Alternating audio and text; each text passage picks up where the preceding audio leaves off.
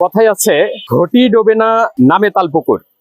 পাবনার দক্ষিণ রাঘবপুরের একটি পুকুরে এসেছি, যে পুকুরটার নামই হচ্ছে তালপুকুর।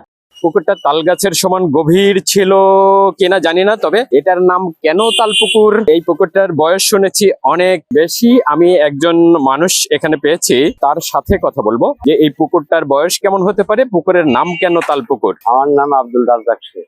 আব্দুর রাজ্জাক শেখ, এই পাবনার দক্ষিণ রাঘবপুর এলাকার মানুষ। হ্যাঁ, আপনার বয়স কত? আমার বয়স তা তো 70।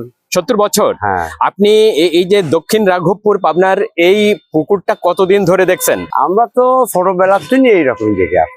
এখানে মানুষ গোসল করতো না? হ্যাঁ, আগে গোসল করতে, এখন আর গোসল করে না। ও পাশে একটা সুন্দর ঘাট বাঁধানো আছে, এখানেও একটা ঘাট, কিন্তু পুকুরটা তো দেখি একেবারে হাজামোজা। এই পুকুরে তো আর নামার কোনো সুযোগ নাই এখন।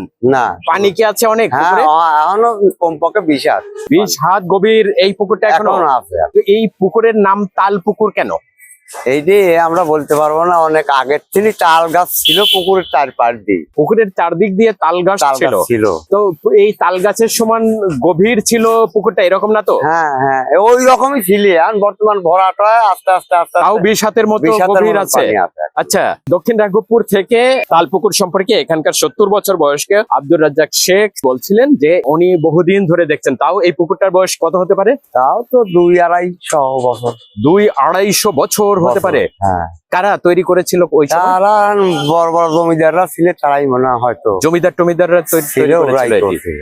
কিন্তু পুকুরটা এরকম হাজামজা না হয়ে যদি পরিষ্কার থাকতো তাহলে ভালো হতো না? ভালো হতো, হ্যাঁ ভালো হতো। পৌরসভা কর্তৃপক্ষ এটা পরিষ্কার করে যদি সুন্দর করে দেয় তাহলে তো মানুষ এটা ব্যবহার করতে পারে। হ্যাঁ, 100%। কিন্তু এখন যে পুকুরের অবস্থা, তাতে এই পানিতে কি মাছ হয়? মাছ হয় না, মাছ নোংরা পানি কেমন করে হবে? বিকাশ হয়, মারা লাগবে। তার মানে এই পানিটা এখন বিষাক্ত। বিষাক্ত আগে। এইটা যদি বিষ হিসেবে বোতলে ভরে বিক্রি করা যায়, আমরা অনেক কীটনাশক হিসেবে বিক্রি করলেও ভালো উপকার পাওয়া যাবে। হ্যাঁ, মনে হয় তাই। জানি না পাবনা পৌর কর্তৃপক্ষ কি করবে। 200-250 বছরের পুরনো এই তাল পুকুরটা জনগণের জন্য উন্মুক্ত করে দেবে সুন্দর ব্যবহারের জন্য, নাকি এটা বিষের বোতলে করে ভরে বাজারে বিষ হিসেবে বিক্রি করবে আল্লাহ জানে, আর পাবনার পৌর কর্তৃপক্ষ জানে।